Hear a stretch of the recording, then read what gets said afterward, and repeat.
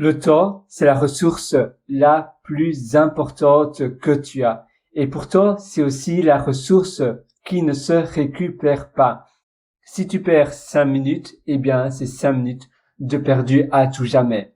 Si tu perds 1 heure, 2 heures, 3 jours, 10 jours, 1 an, 3 ans, 5 ans, à peut-être étudier quelque chose que tu n'apprécies pas, à faire des choses que tu n'aimes pas, à avoir un boulot, un travail que tu prends pas du plaisir, eh bien, c'est du temps de ta vie, une unité de ta vie qui est perdue à tout jamais. C'est de la vie qui, meurt, et c'est tellement triste. Alors, j'aimerais aujourd'hui te proposer un exercice. Et cet exercice, c'est après peut-être, on va dire, après 3 heures, tu dois pas faire ça tous les jours, mais tu te lèves le matin, il est 8 heures du matin, et bien vers 11 heures, midi, tu vas te dire, voilà, les dernières heures, est-ce que le temps que j'ai passé, c'était du temps qui ont bien été utilisés? Est-ce que mon temps, je l'ai bien utilisé? Est-ce que je suis content de où mon temps a été? Et puis après, le soir, tu fais pareil, tu essaies de réfléchir, tu essaies de te dire, voilà, cet après-midi, je vais peut-être lister les choses que j'ai réalisées, que j'ai fait. Est-ce que j'ai bien utilisé mon temps? Est-ce que le temps est parti sur de bonnes choses, ou bien il est simplement parti boum sur des choses qui ne servaient à rien, ou bien sur j'appelle un peu du fast-food, donc sur, tu sais, traîner, gaspiller du temps à peut-être marcher pour aller chercher quelque chose qui finalement tu devais peut-être pas aller chercher aujourd'hui, ou faire une course qui était inutile, ou bien avoir pu utiliser ton temps qui finalement s'est révélé assez stressant parce que tu avais fait quelque chose qui n'était pas important ou autre chose. Et en faisant cet exercice, en traquant où ton temps part, eh bien tu auras une bien meilleure idée de comment tu peux t'améliorer par la suite. Toujours traquer tout ce que tu fais, toujours voir où ton temps va, et aussi voir si les choses que tu fais, elles en valent vraiment la peine. Peut-être que tu fais des choses, mais ça n'apporte pas énormément de valeur ajoutée. Tu sais, ça rejoint aussi la fameuse loi de Pareto, les 20-80. Donc, essaye d'utiliser les 20% de ton temps qui rapportent 80% du résultat.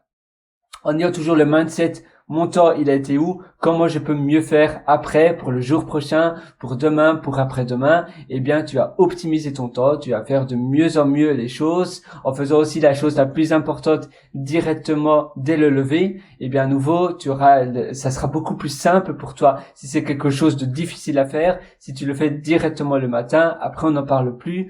Tu peux libérer ton esprit de ça. C'est un peu, il y avait une étude, je pense, où j'avais lu ça quelque part. Parfois, il y a des sociétés qui déménagent et les premières équipes à déménager dans un nouveau bureau, c'est un peu pénible de déménager dans des nouveaux bureaux, peut-être une autre ville, mais au moins ils s'adaptent directement plus vite. Mais les dernières équipes, les dernières teams à déménager dans un nouveau bureau, peut-être l'équipe 16 ou autre, eh bien tant qu'ils sont dans les anciens bureaux, ça prend déjà de la place mentalement. Ils souffrent déjà un petit peu. Après, ils se sentent seuls. Ils pensent que c'est une bonne idée de rester dans les anciens bureaux parce qu'ils aiment peut-être bien la ville où ils se trouvent ou le bureau où ils se trouvent. Mais en réalité, la transition va être plus douloureuse. Et c'est la même chose dans ta journée. Si tu fais directement la chose que tu voudrais absolument faire, mais qui prend pas mal d'espace cérébrale, eh bien si tu l'as fait directement le matin dès au lever, après c'est fini, tu n'en parles plus. Mais si tu attends, eh bien la tâche va prendre davantage d'importance dans ta tête et ça va finalement ça va seulement t'encombrer. Tu vas être au ralenti aussi pour faire les autres choses et réaliser ces tâches-là va être beaucoup plus dur par la suite au plus tard. Brian Tracy le dit très bien. Il a un livre qui s'appelle Avaler le crapaud, donc Eat That Frog, et dans son livre, il dit que si tu devais avaler un crapaud horrible avec des yeux gluants, un horrible crapaud, eh bien, si tu l'avales directement, et voilà, et on n'en parle plus, au moins tu n'as même pas souffert parce que tu penses même pas au crapaud. Mais si tu attends toute la journée entière pour l'avaler, pour le manger, tu vas penser à ce crapaud, tu vas le voir, tu vas le visionner, tu vas voir ses yeux gluants, tu vas sentir son odeur pas très agréable, l'odeur de crapaud un peu, voilà,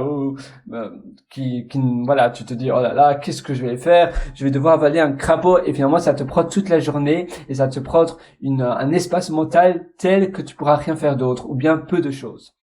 C'est pour cela que tu dois aussi faire directement ta tâche, et après, tu peux optimiser le reste de ta journée. Sur ce, moi, je te souhaite tout le meilleur. Si tu veux, eh bien, améliorer davantage tes journées, et si tu veux avoir davantage de temps pour réaliser les choses qui comptent vraiment pour toi, je t'ai aussi concocté un atelier qui s'appelle Immersion profonde, la méthode Deep, et ça se trouve sur mon site pierrewriter.com, pierrewriter.com. Là-dessus, tu auras un lien qui s'appelle mes méthodologies, ça se trouve sur le menu du haut normalement, et si tu cliques dessus, tu verras mon atelier Immersion profonde. À très bientôt et je te souhaite tout le meilleur du fond du cœur.